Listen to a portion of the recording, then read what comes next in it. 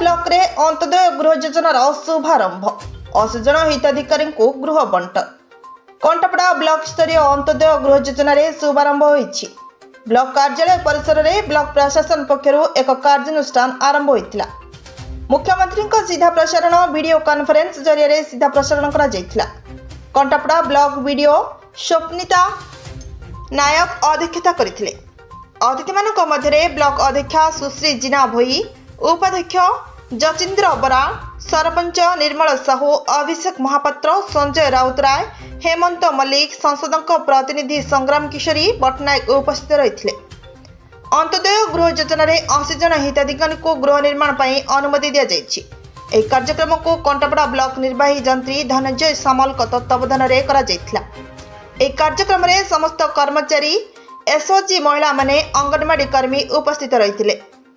कंटापड़ारू वर्षा नायक report, n t खबर।